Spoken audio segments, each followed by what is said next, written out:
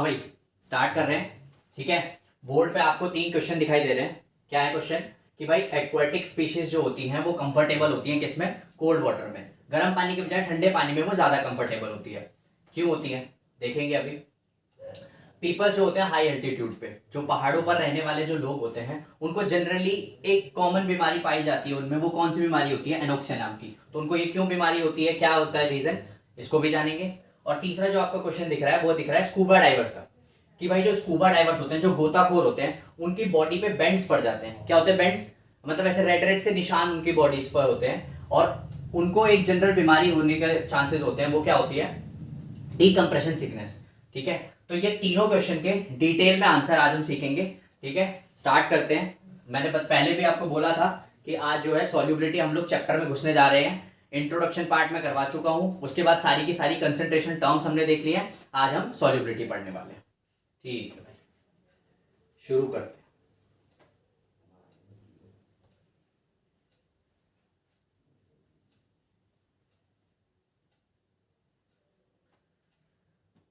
हाँ जी भाई, स्टार्ट करते हैं। देखो, सबसे पहले तो ये जानते हैं कि भाई सॉल्युबिलिटी होती क्या है। ठीक है, तो अगर मैं सॉल्युबिलिटी की बात करूं तो सॉल्युबिलिटी एक सिंपल सा फंडा है कि किसी फिक्स टेम्परेचर पे, एट अ फिक्स टेम्परेचर, क्या करना है? किसी एक फिक्स टेम्परेचर पे,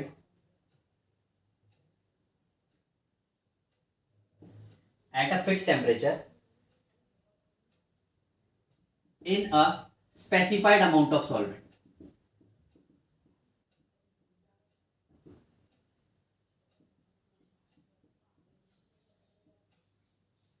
किसी एक फिक्स टेम्परेचर पे किसी स्पेसिफाइड अमाउंट ऑफ सॉल्वेंट में कितना मैक्सिमम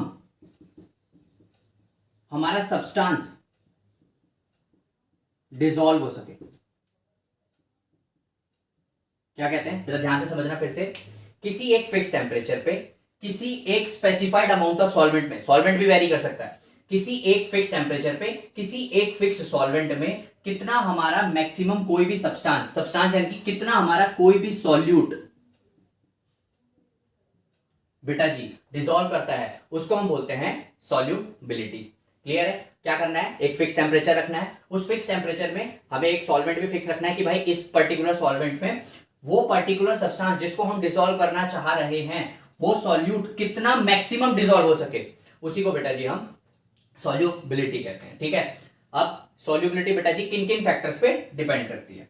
तो देखो, फैक्टर्स अफेक्टिंग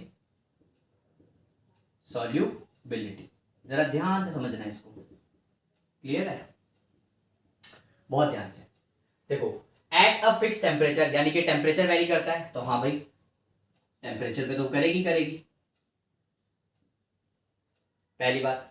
दूसरा, in a specific amount of solvent, यानी कि सॉल्वेंट भी वेरी कर सकता है, तो यस नेचर ऑफ सॉल्वेंट पे भी।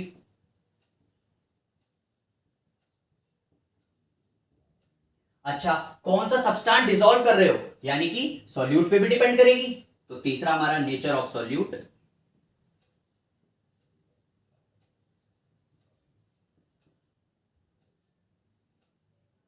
अच्छा, ऊपर सॉल्यूट लिख दिया, ठीक है कोई बात नहीं, नीचे सॉल्वेंट लिख लो, कोई फर्क नहीं पड़ता। तो नेचर ऑफ सॉल्यूट और नेचर ऑफ सॉल्वेंट, और एट द लास्ट क्या है? प्रेशर बेटा जी। अब बोलोगे प्रेशर का कोई तो जिक्र आया ही नहीं, बेटा इसी के साथ खेलना है आज हमें। प्रेशर ही सबसे ज्यादा इंपॉर्टेंट चीज बताएगा। वो जो 3 क्वेश्चन थे ना, उनमें प्रेशर का ही सबसे ज्यादा सिग्निफिकेंस है। क्या है? हमें सॉल्युबिलिटी 2 चीजों की मेनली पढ़नी है। क्या क्या? एक तो सॉल्युबिलिटी हमको पढ़नी है सॉलिड इन अ लिक्विड, किसी एक पर्टिकुलर लिक्विड में हम लोग कितना सॉलिड डिसॉल्व कर रहे हैं उसकी सॉल्युबिलिटी। और हमें पढ़ना है solubility of a gas in a liquid, यानी कि किसी एक पर्टिकुलर लिक्विड में कितनी गैस डिसॉल्व है, उसके बारे में भी हमको चर्चा करनी है। ठीक है, तो ये तो हो गया जनरल सॉल्युबिलिटी होती क्या है। ठीक है, नोट कर लिया होगा। ठीक है, आगे चलते हैं। ठीक है, चलें, चलो भाई।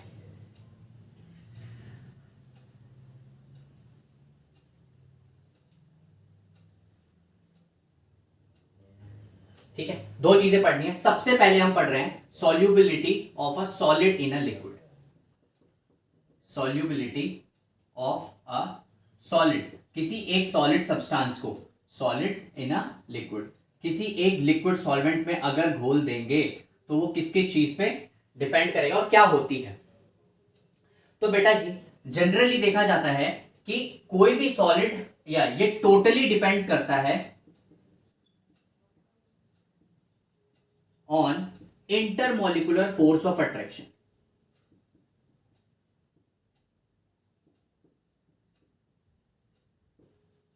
किस पर डिपेंड करता है? Intermolecular force of attraction. Intermolecular force of attraction between जो भी सॉलिड हम बोल रहे हैं और लिक्विड के बीच में, जिस सॉल्वेंट में हम बोल रहे हैं। क्या है ये इंटरमोलिकुलर फोर्स ऑफ अट्रैक्शन? तो आपने एक चीज पढ़ी होगी, क्या कहते हैं उसको? Like dissolve like. सुना होगा इसके बारे में, लाइक डिसॉल्व लाइक। क्या कहता है ये लाइक डिसॉल्व लाइक? ये ऐसे बोलता है कि अगर कोई पोलर सॉल्यूट लिया तो भाई साहब वो पोलर सॉल्वेंट में ही घुलेगा। अगर मैं कोई पोलर सॉल्यूट लूं तो वो किसी पोलर सॉल्वेंट में ही डिसॉल्व होगा। और उल्टा क्या है कि भाई अगर नॉन पोलर सॉल्यूट लूं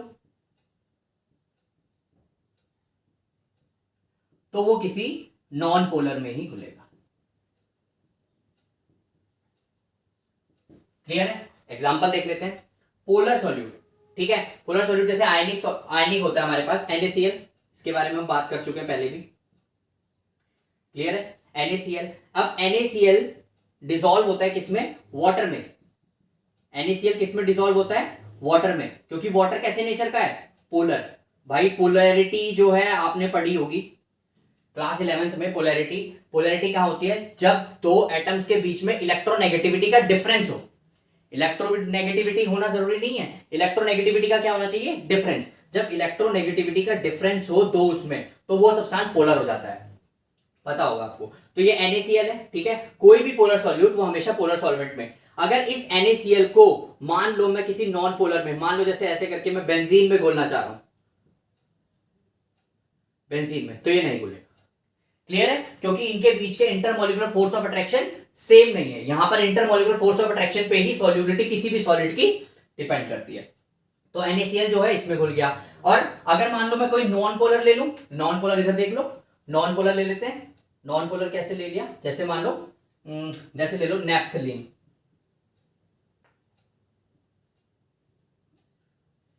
नैप्थलीन ले लिया, या फिर एंथ्रासीन ले लो। अरे सुना होगा इनके बारे में भी। नैप्थलीन ले लो, एंथ्रासीन ले लो, ये दोनों के दोनों भी तो किसमें? कभी भी वाटर में नहीं डिसॉल्व होंगे।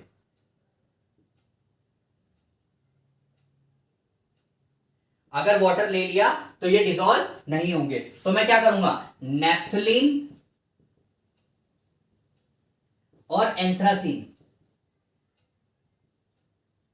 नैप्थलीन और एंथ्रासीन, ये किस में डिसॉल्व हो जाएंगे? ये बेंजीन में डिसॉल्व हो जाएंगे।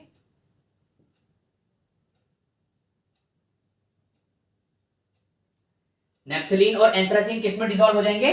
बेंजीन में जो है इजीली डिसॉल्व हो जाएंगे। तो हमने ये देख लिया कि हाँ भाई पोलर सॉल्यूट जो होगा वो पोलर सॉल्वेंट में ही डिसॉल्व होगा, और नॉन पोलर सॉल्यूट जो है नॉन पोलर सॉल्वेंट में ही डिसॉल्व होगा। क्यों? क्योंकि ये टोटली डिपेंड करता है इंटरमोलिकुलर फोर्स ऑफ अट्रैक्शन। अगर दोनों के बीच के intermolecular force of attraction same है तो घुल जाएगा, अगर intermolecular force of attraction same नहीं है तो वो नहीं घुलेगा।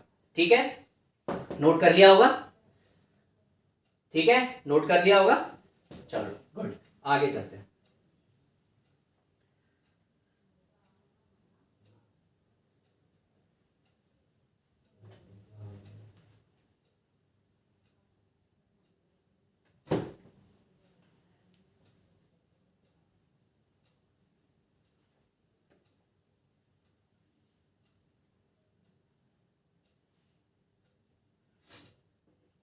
ठीक है भाई, अब देखते हैं, अब हम देखते हैं factors. Factors affecting solubility of a solid in a liquid। किसी एक लिक्विड में जो सॉलिड डिसॉल्व किया है, किसी एक लिक्विड में जो सॉलिड डिसॉल्व किया है वो किन किन फैक्टर्स पे डिपेंड करेगा, मेनली जरा उसको देखते हैं। तो सबसे पहला है nature of solute and solvent. तो ये तो हम देख ही चुके हैं। अभी हमने देखा कि भाई पोलर जो होगा लाइक डिसॉल्व लाइक, पोलर जो होगा सॉल्यूट वो पोलर सॉल्वेंट में डिसॉल्व होगा, नॉन पोलर जो सॉल्यूट होगा वो नॉन पोलर में डिसॉल्व होगा। तो ये तो हम देख चुके हैं। सेकंड बहुत ही इंपॉर्टेंट फैक्टर क्या, टेम्परेचर। किस पे देखना है इसका, टेम्परेचर पे। जरा इसको ध्यान से समझना, यहां पर थोड़ी सी कंडीशन है। क्या कहता है, यहां पर दो चीज में बढ़ जाएगा, ये टेम्परेचर पे दो चीज में बढ़ जाएगा। ये इस बात पे भी डिपेंड करेगा कि भाई आपकी जो रिएक्शन है वो एंडोथर्मिक है या फिर रिएक्शन आपकी एक्सोथर्मिक। आपकी रिएक्शन एंडोथर्मिक है या फिर एक्सोथर्मिक है। एंडोथर्मिक रिएक्शन के लिए तो ऑन इंक्रीजिंग टेम्परेचर, बेटा ये इंक्रीजिंग है, हाँ ये एरो ऐसे करके इंक्रीजिंग, ऑन इंक्रीजिंग टेम्परेचर जो सॉल्युबिलिटी होती है वो इंक्रीज करेगी। क्लियर, क्या करेगा, ऑन इंक्रीजिंग टेम्परेचर, जैसे जैसे टेम्परेचर बढ़ाया सॉल्युबिलिटी भी बढ़ जाएगी। एक्सोथर्मिक में क्या है, उल्टा, ऑन इंक्रीजिंग टेम्परेचर सॉल्युबिलिटी जो होती है किसी भी एक्सोथर्मिक की वो डिक्रीज हो जाएगी।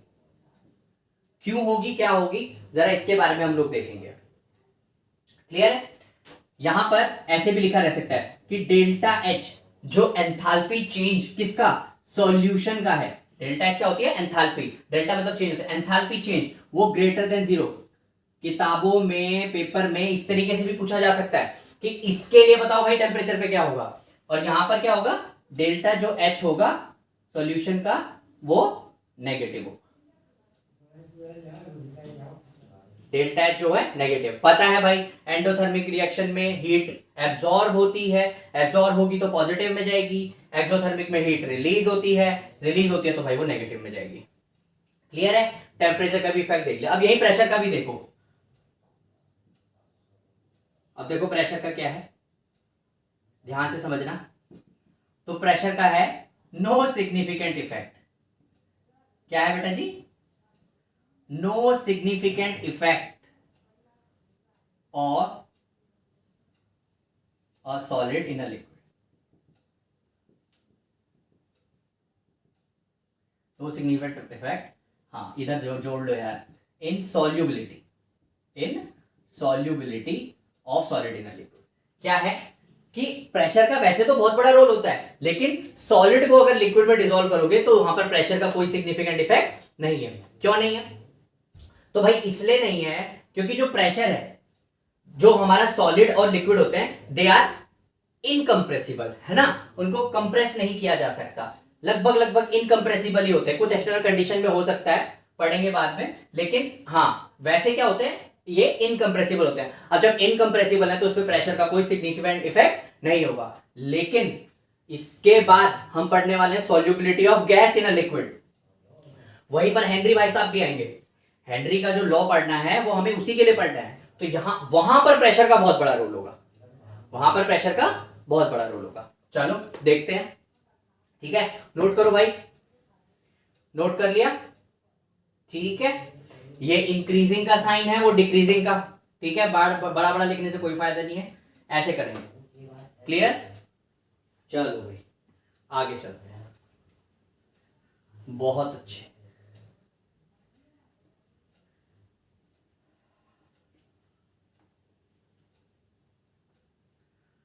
अब चलते हैं आगे। अब थोड़ा सा चैप्टर जो है इंटरेस्टिंग लगेगा। क्यों, क्योंकि अब आ रहा है solubility of a gas in a liquid. बहुत ध्यान से समझना, बहुत ध्यान से, क्लियर है। चलो भाई, solubility of a gas in a liquid, किसी एक लिक्विड में गैस कितनी सॉल्युबल होगी, जरा उसके बारे में चर्चा करते हैं। तो ये क्या कहता है, एट अ फिक्स टेम्परेचर या फिर एट अ कांस्टेंट टेम्परेचर समझना बहुत जरूरी है भाई। At a constant temperature under 1 atm pressure, under 1 atm pressure,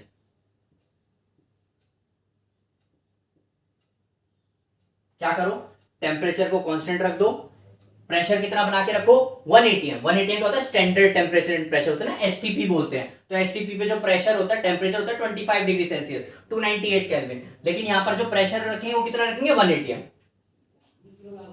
at a constant temperature और अंडर 1 atm प्रेशर। तो सॉल्युबिलिटी ऑफ गैस कैसे देखेंगे, जरा ध्यान समझना। इस फिक्स टेम्परेचर पे, इस एटीएम प्रेशर पे वॉल्यूम ऑफ गैस कितना, वॉल्यूम ऑफ गैस डिसॉल्व हो सके यूनिट वॉल्यूम ऑफ सॉल्वेंट में।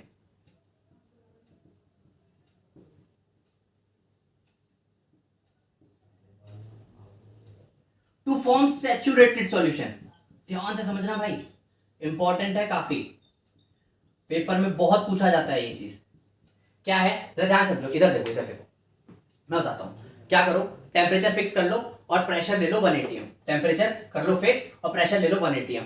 अब देखो गैस है, गैस का कुछ वॉल्यूम होगा, कितना वॉल्यूम गैस का, कितना वॉल्यूम गैस का, एक यूनिट वॉल्यूम सॉल्वेंट ले रखा है, उसमें डिसॉल्व होगा टू फॉर्म सैचुरेटेड सॉल्यूशन। उसको हम देखेंगे solubility of gas in a liquid. Temperature fix कर लो, प्रेशर फिक्स कर लो, यूनिट वॉल्यूम सॉल्वेंट ले लिया, उसमें कितना वॉल्यूम गैस का डिसॉल्व है टू फॉर्म सैचुरेटेड सॉल्यूशन, उसी को हम बोलते हैं solubility of a gas in a liquid. I hope आपको समझ में आ गया होगा। अच्छा, एक वर्ड आया भाई सैचुरेटेड सॉल्यूशन, है ना, सैचुरेटेड सॉल्यूशन, ये क्या होता है? हालांकि पढ़ा तो इसके बारे में 7वीं 8वीं 9वीं में ही है, इन सीख लो। क्या कहता है कि सैचुरेटेड सॉल्यूशन जो होते हैं ना, सैचुरेटेड सॉल्यूशन मतलब ये सॉल्यूशन, उसको सैचुरेटेड सॉल्यूशन कहते हैं कि अब उसमें और एक्स्ट्रा सॉल्यूट डिसॉल्व नहीं हो सकता। मतलब मैक्सिमम अमाउंट जितना डिसॉल्व हो सकता था सॉल्यूट, वो डिसॉल्व हो गया। मान लो आप नमक घोल रहे हो पानी में, ठीक है, टेम्परेचर फिक्स कर रखा है, सब कुछ फिक्स कर रखा है, नमक घोल रहे हो आप पानी में, आप घोलते गए घोलते घोलते घोलते कुछ टाइम बाद बंद हो जाएगा ना, तो वो पॉइंट जहां पर नमक घुलना बंद हो जाए, अब तो उस पॉइंट को बोलते हैं सैचुरेटेड, उस सॉल्यूशन को बोलते हैं सैचुरेटेड सॉल्यूशन। आ गया भाई, अब इससे ज्यादा नमक इस पानी में नहीं घुल सकता। क्लियर है, फंडा क्लियर है भाई, इंपॉर्टेंट है इसलिए इतना टाइम लगा रहा हूं, ध्यान से समझना। आई होप नोट भी कर लिया होगा इतनी देर में, तो फटाफट आगे चलते हैं। आज हेनरी भाई साहब का लॉ भी पढ़ना है, ठीक है, तो फटाफट चलते हैं आगे। अब हमें इसमें भी देखना है फैक्टर्स। फैक्टर्स किन किन फैक्टर्स पे डिपेंड करेगा?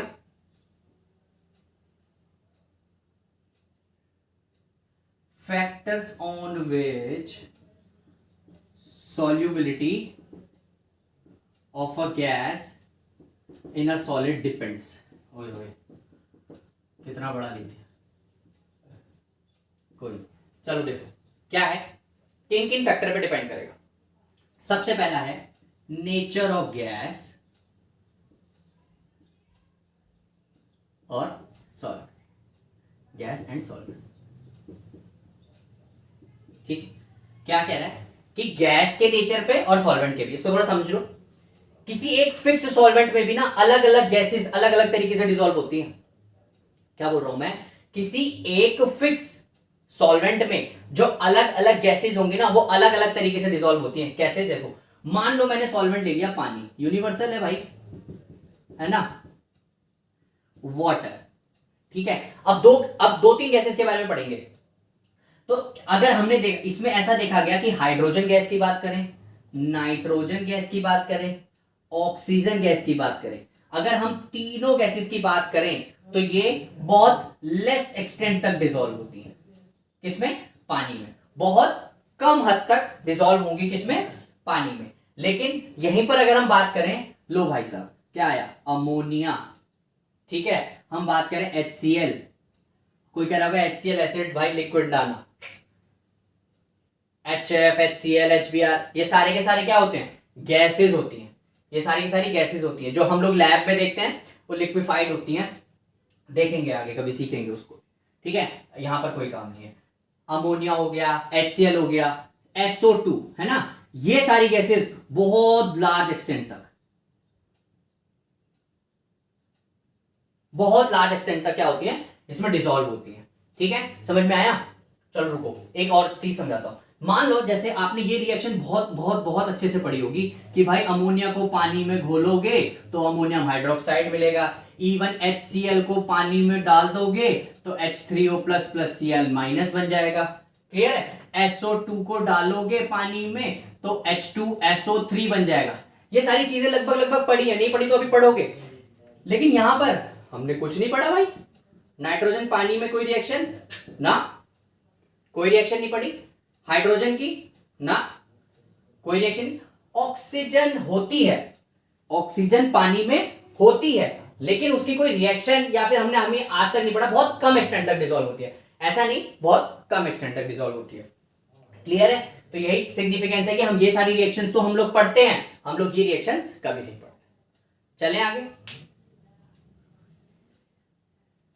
चलो नोट कर लिया होगा भाई, हैं? नोट कर लिया होगा, वेरी गुड, बहुत अच्छे। अच्छा भाई फैक्टर से तो लिख ही लिया था ना, अब सीधा फैक्टर फैक्टर पढ़ते हैं।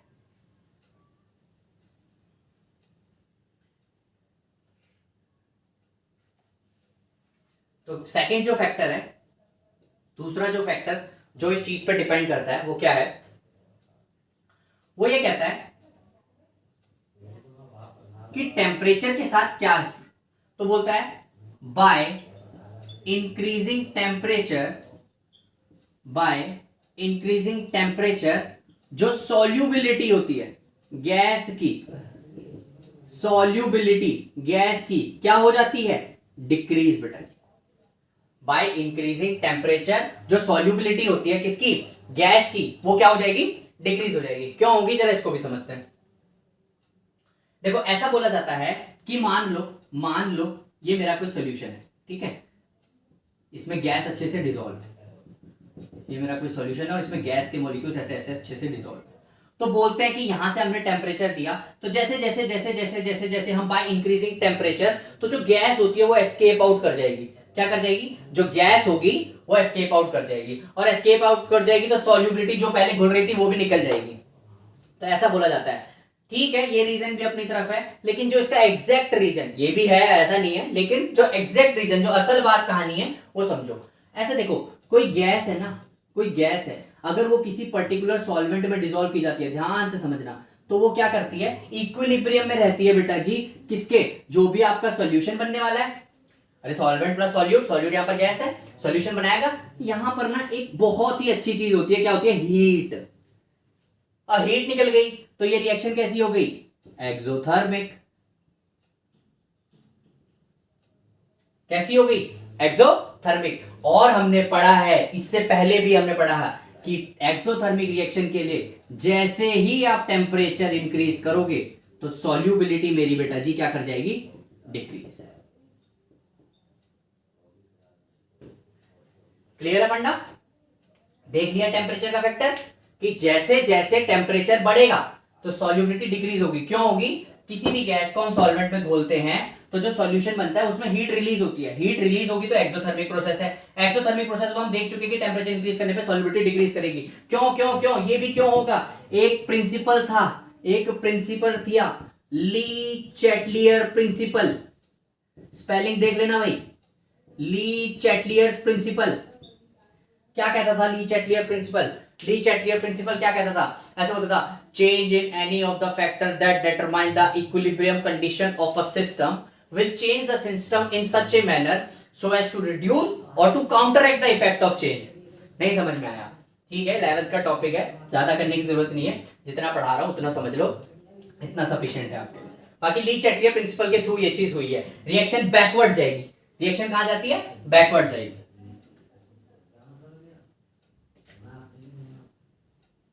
नोट तो कर ही लिया होगा, हाँ, बहुत अच्छे। तो भाई ये फैक्टर्स देख लिए।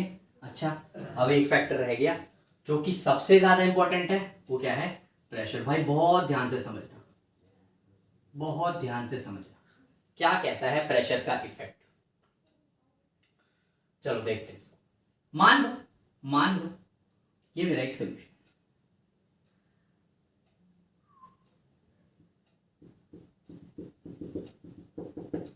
ठीक है, इसमें कोई गैस डिजोल्व, ठीक है, और मैंने यहां लगा रखी है पिस्टन।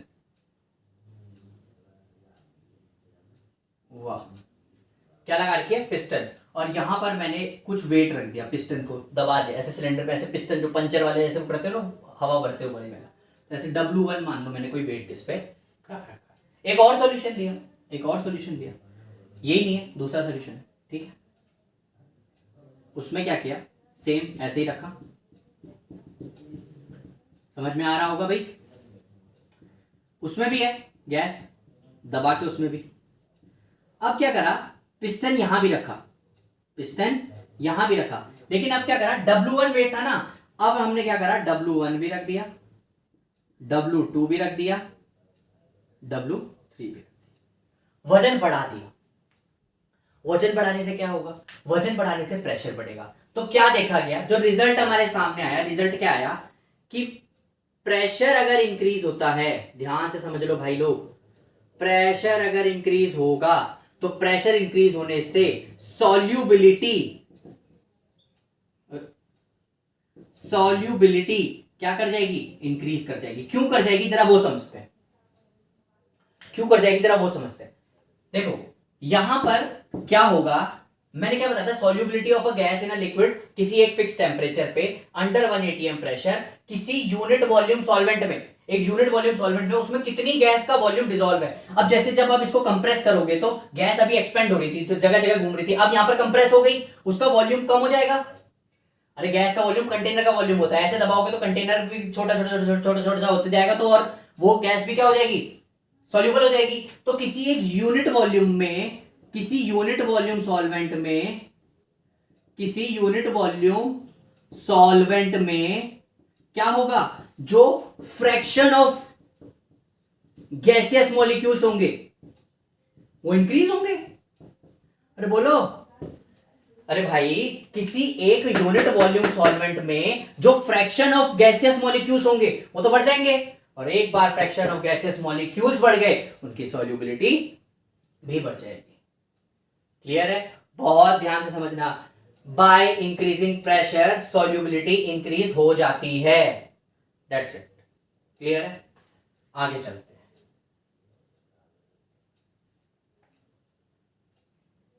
बहुत बढ़िया, समझ में आ गया होगा, अच्छी बात है, फटाफट से चलते हैं आगे। अब इस चीज को पहली बार समझाने आए हेनरी भाई साहब। अब हमने पढ़ना है हेनरी का लॉ, क्या कह के गए थे हेनरी भाई साहब, जरा इसको समझते हैं। क्या बोला था हेनरी साहब ने, ध्यान से समझना। बोला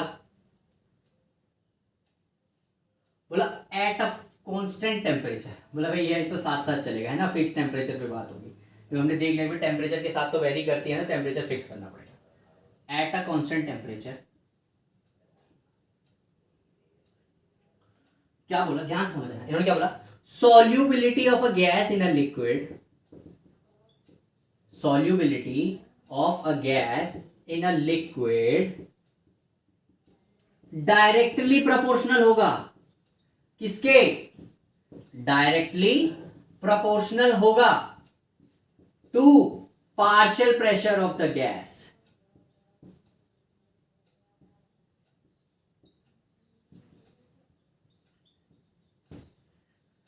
किसी भी गैस की सॉल्युबिलिटी इन अ लिक्विड वो डायरेक्टली प्रोपोर्शनल होगा partial pressure of the gas.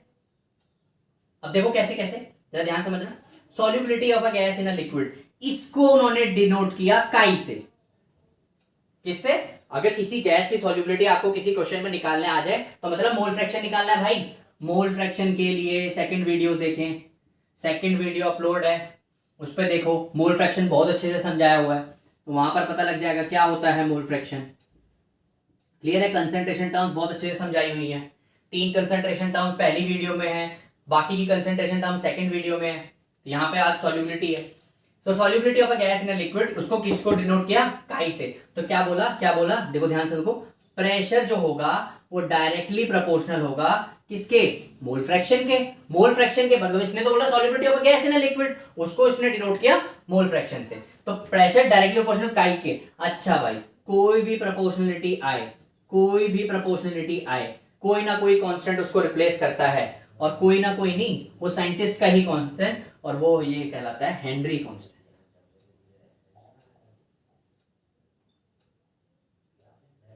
Henrys constant. Henry क्या कहता है जरा उसको समझो। बोला P इज इक्वल टू में के एच इंटू काई। अच्छा यहां पे एक थोड़ी सी एक बहुत बहुत बहुत बढ़िया सिग्निफिकेंस समझना। अच्छा ये हेनरी कांस्टेंट ना फंक्शन होता है नेचर ऑफ गैस,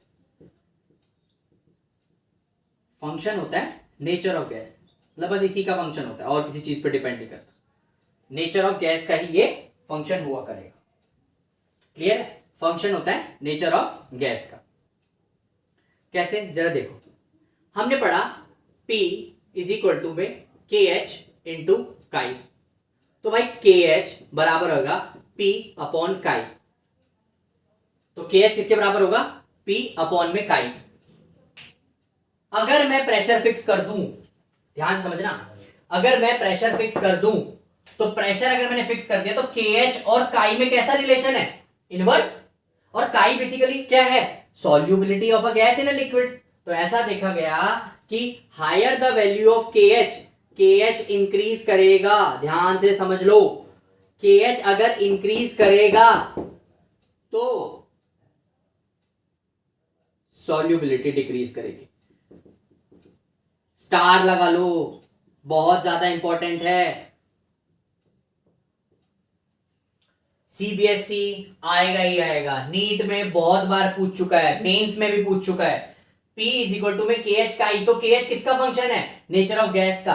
कैसे, जैसे ही अगर आप पार्शियल प्रेशर फिक्स करोगे तो के एच डायरेक्टली प्रोपोर्शनल होता है किसके, वो इनवर्सली प्रोपोर्शनल होता है किसके, solubility of a gas in a liquid. तो यानी कि के एच अगर इंक्रीज करेगा तो अरे अरे अरे क्या ही बोल रहा है भाई, के एच अगर इंक्रीज करेगा तो सॉल्युबिलिटी डिक्रीज होगी। सॉरी सॉरी सॉरी, माफ करना भाई लोग।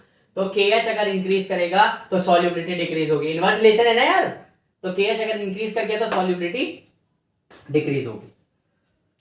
ठीक है, अब पहले क्वेश्चन का आंसर मिलने जा रहा है आपको। पहला क्वेश्चन था ना कि एक्वाटिक स्पीशीज ठंडे पानी में ज्यादा सर्वाइव करती है, ज्यादा अच्छा लगता है, मतलब उनको ज्यादा अच्छे से रह पाती है, वार्म वाटर में नहीं इतने अच्छे से रह पाती। क्यों नहीं रह पाती जरा समझना।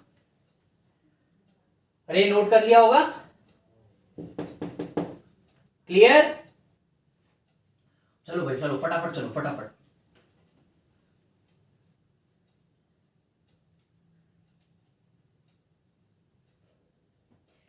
देखो ऐसा देखा गया, ऑन इंक्रीजिंग टेम्परेचर जो नाइट्रोजन और ऑक्सीजन है ना, ऑन इंक्रीजिंग टेम्परेचर नाइट्रोजन और ऑक्सीजन, ये नाइट्रोजन और ऑक्सीजन का जो केएच वैल्यू होती है वो इंक्रीज कर जाती है। क्या बताया मैंने, ऑन इंक्रीजिंग टेम्परेचर जो नाइट्रोजन और ऑक्सीजन की केएच वैल्यू, हेनरीज कांस्टेंट देखोगे तो पता लगेगा, टेबल बनी हुई है किताब में, देखना अच्छे से कि ऑन इंक्रीजिंग टेम्परेचर जो नाइट्रोजन और ऑक्सीजन की जो केएच की वैल्यू है, नाइट्रोजन और ऑक्सीजन की जो केएच की वैल्यू है वो क्या कर जाती है, इंक्रीज कर जाती है। नाइट्रोजन और ऑक्सीजन की केएच की वैल्यू क्या कर जाएगी, इंक्रीज कर जाएगी। अगर नाइट्रोजन ऑक्सीजन की केएच की वैल्यू इंक्रीज होगी तो इनकी सॉल्युबिलिटी डिक्रीज कर जाएगी। और ऑन इंक्रीजिंग टेम्परेचर में कर क्या रहे हो तुम, वार्म वाटर, पानी को गर्म ही तो कर रहे हो, वार्म वाटर। तो वार्म वाटर में नाइट्रोजन और ऑक्सीजन की केएच की वैल्यू बेटा जी बहुत हाई, सॉल्युबिलिटी बहुत कम, इसीलिए एक्वेटिक स्पीशीज, समझ में आ रहा होगा, aquatic species comfortable, more comfortable, aquatic species more comfortable in cold water.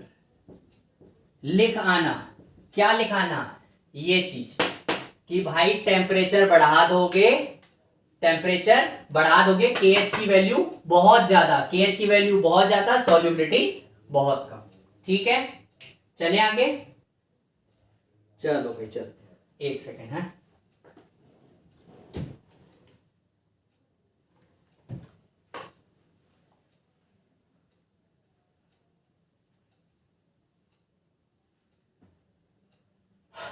Clear है? आगे चल।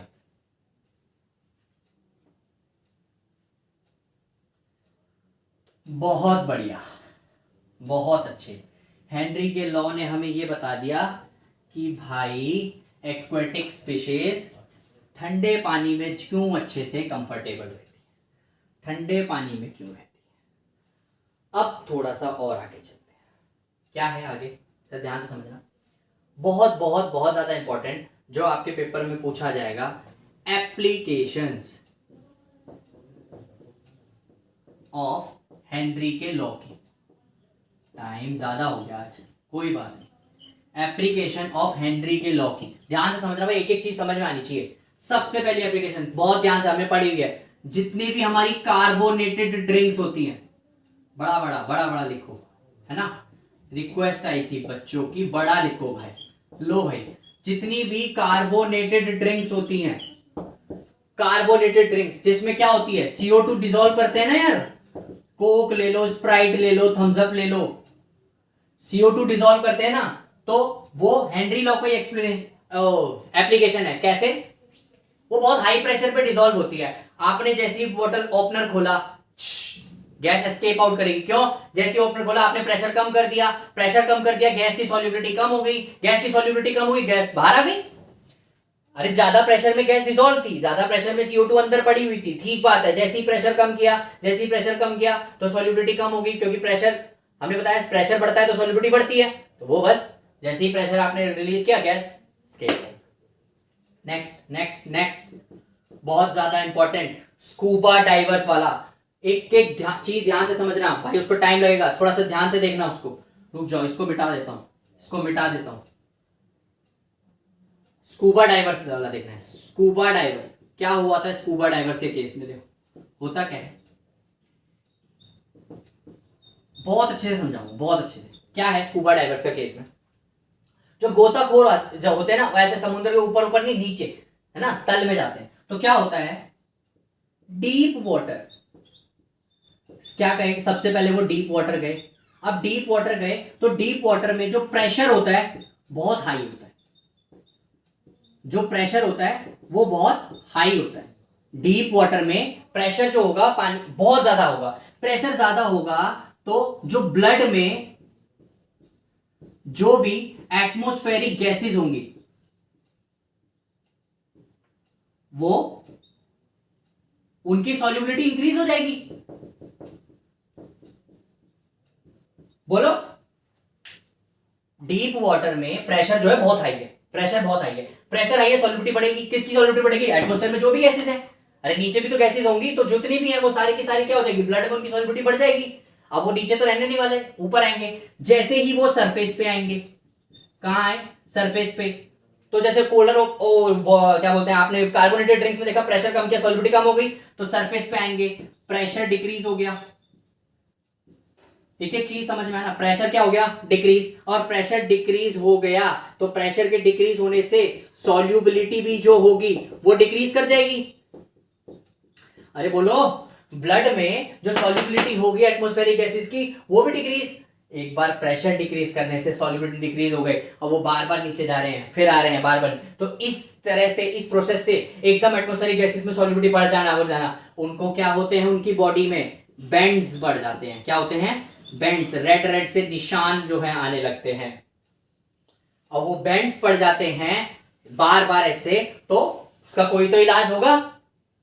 अगर प्रेशर डिक्रीज करने से सॉल्युबिलिटी डिक्रीज हो जाती है ब्लड में, वो फिर से कम हो गए, तो इसका कोई इलाज तो होगा ना भाई, बेंड्स पे, या फिर क्या बोलते हैं उसको, डीकंप्रेशन सिकनेस हो जाती है, डीकंप्रेशन सिकनेस। ये सेकंड क्वेश्चन का आंसर मिल रहा है आपको, डीकंप्रेशन सिकनेस। अब जब ये हो जाएगी तो इसका कोई तो इलाज होगा, तो इलाज है। इलाज क्या है? इलाज क्या है, तो ध्यान समझना, इलाज क्या है, क्या करते हैं, उनका जो सिलेंडर होता है ना, उनके जो सिलेंडर में, उसमें हीलियम गैस भर दी जाती है। बहुत ज्यादा इंपॉर्टेंट है, बहुत पूछता है, बहुत पूछता है। हीलियम गैस कितनी? 11% के लगभग 11% हीलियम भर दिया करते हैं। क्यों? क्योंकि हीलियम की KH की वैल्यू बहुत हाई होती है, तो हीलियम की KH की वैल्यू बहुत हाई होगी, तो हीलियम, उससे सॉल्युबिलिटी क्या हो जाएगी, कम हो जाएगी, और डीप वाटर भी जाएंगे तो गैस जो होंगी वहां पर कम सॉल्यूबल होंगी। अबव सरफेस पे आएंगे तो ये जो सॉल्युबिलिटी बढ़ कम ऐसे हो रही है, वो नहीं होगी। तो हीलियम जो है, हीलियम की गैस उनमें भरी जाती है सिलेंडर में। क्लियर, समझ में आ गया? बहुत अच्छे। डीप वाटर गए, प्रेशर बहुत हाई है, ब्लड में जो है एटमॉस्फेरिक गैसेस घुल गई, उसके बाद यहाँ पे गए तो सरफेस पे क्या होगा, प्रेशर डिक्रीज हो जाएगा, प्रेशर डिक्रीज होगा, सॉल्युबिलिटी डिक्रीज, बैंड्स बढ़ गए, डीकंप्रेशन। इलाज क्या है, सिलेंडर में हीलियम भर दो। कितनी? 11%। बहुत अच्छे। बस लास्ट है ना, एक लास्ट, और फिर थोड़े से इसके लिमिटेशन लास्ट में, बस 2-3 लिमिटेशन, उसमें ज्यादा कुछ नहीं करना। पर लास्ट थर्ड, वो पहाड़ वाली तो पढ़ ले। एनोक्सिया क्या होती है, क्यों होती है एनोक्सिया? एट हाई एल्टीट्यूड, भाई बहुत ज्यादा, ऐसे नहीं कि आप 4th फ्लोर पे चले गए तो आपको भी एनोक्सिया हो जाएगा, ना ना, हाई एल्टीट्यूड, बहुत ज्यादा, समुद्र से 3000-4000 किलोमीटर ऊपर। ठीक है, तो एट हाई एल्टीट्यूड क्या होता है, प्रेशर डिक्रीज हो जाता है, प्रेशर डिक्रीज हो जाएगा। तो ब्लड में जो सॉल्युबिलिटी ऑफ ऑक्सीजन है, ब्लड में जो सॉल्युबिलिटी ऑफ ऑक्सीजन है वो डिक्रीज हो जाएगा। ब्लड में जो सॉल्युबिलिटी ऑफ ऑक्सीजन है वो डिक्रीज हो जाएगा। और एक बार ब्लड में सॉल्युबिलिटी ऑफ ऑक्सीजन डिक्रीज हो गई तो उनको क्या होता है, मेंटल या फिजिकल वीकनेस हो जाती है, मेंटल या फिजिकल वीकनेस हो जाती है। यही धीरे धीरे बढ़ के कल को एनोक्सिया नाम की बीमारी पड़ती है। क्लियर है? इसी से उनको कौन सी बीमारी पड़ जाती है, एनोक्सिया नाम की बीमारी बेटा जी उनको हुआ करती है। क्लियर? हाई एल्टीट्यूड पे प्रेशर डिक्रीज हो जाएगा तो ब्लड में सॉल्युबिलिटी ऑक्सीजन की, ऑक्सीजन नहीं मिल रहा भाई, ब्रेन को ऑक्सीजन नहीं मिल रही, काम ही खत्म, तो फिर धीरे धीरे मेंटल और फिजिकल वीकनेस हो जाएगी, उससे एनोक्सिया नाम की बीमारी। ओके, बहुत अच्छे, नोट तो आपने खैर कर ही लिया, बहुत बढ़िया। लास्ट लेक्चर, लास्ट है ना, थोड़ा बड़ा हो गया आज, कोई बात नहीं, थोड़ी ना 10 मिनट में समझ में आने वाली थी सॉल्युबिलिटी। चल अब लास्ट में लिमिटेशन, भाई लिमिटेशन, अब हर लॉ है भाई, अब उसकी भी कुछ लिमिटेशन होगी, तो हेनरी भाई साहब की भी कुछ थी लिमिटेशन ऑफ हेनरी लॉ। क्या क्या लिमिटेशन रह गई थी हेनरी लॉ की, जरा देखें। सबसे पहली कि भाई जो गैस है ना, जो गैस है ना तो वो सॉल्वेंट के अंदर जाके एसोसिएट करे ना ही डिसोशिएट करे। क्लियर है? मतलब ऐसा नहीं कि गैस है पानी में जाके वो किसी से साथ मिल रही है, ये है। इसको दूसरे एस्पेक्ट में ऐसे भी बोल सकते हो, नो गैस अगर आप सॉल्वेंट में डाल रहे हो, गैस अगर आप सॉल्वेंट में डाल रहे हो तो वो कोई केमिकल चेंज ना दिखाए भाई, पड़ी रहे बस, सॉल्यूबल रहे, कोई केमिकल चेंज ना दिखाए। केमिकल चेंज हो गया, हेनरी लॉ फेल। तीसरा क्या है लिमिटेशन, क्या थी भाई, चलो बोलता है कि प्रेशर ना तो टू हाई होना चाहिए, बहुत ज्यादा प्रेशर नहीं चाहिए, ना ही टेम्परेचर टू लो चाहिए, ना ही प्रेशर टू हाई चाहिए, ना ही टेम्परेचर टू लो चाहिए। अगर इन तीनों कंडीशन में से कुछ भी हुआ तो हेनरी भाई साहब फेल हो जाएंगे। क्लियर है? समझ में आ गया? बहुत अच्छे। तो अब कर देते हैं, इसको मिटा देते हैं। ठीक है, बहुत बढ़िया। नोट कर लिया होगा, नहीं करा 10 सेकंड पीछे जाओ, पूरा लिखा हुआ है, क्लियर हो जाएगा आपको। ठीक है, बहुत अच्छे। हाँ भाई, तो आज पूरी की पूरी सॉल्युबिलिटी खत्म कर दी गई है। ठीक है, चैप्टर में हम लोग एंटर कर गए हैं, बहुत अच्छे से सीख लिया सॉल्युबिलिटी सॉलिड की क्या होती है लिक्विड में, गैस की क्या होती है लिक्विड में। गैस की लिक्विड में हेनरी भाई साहब आए, हेनरी ने क्या कहा, हेनरी की एप्लीकेशन कहाँ यूज होती है, और फिर हेनरी के क्या क्या लिमिटेशन है। 3 क्वेश्चन स्टार्टिंग होते हैं, तीनों के आंसर आपको बता दिए गए हैं और बहुत डीप में बता गए हैं। क्लियर है? इसी तरीके से आप आगे बढ़ेंगे। अब चैप्टर में आगे क्या बढ़ना है, राउल्स लॉ। अब थोड़ा सा आगे जाएंगे, राउल्स लॉ पढ़ेंगे, उसके बाद धीरे धीरे धीरे धीरे प्रोसीड करेंगे, चैप्टर को खत्म करेंगे। आई होप आपको बहुत अच्छे से समझ में आया होगा। ठीक है, थैंक यू, वेरी गुड, बस पढ़ते रहो अच्छे से। क्लियर?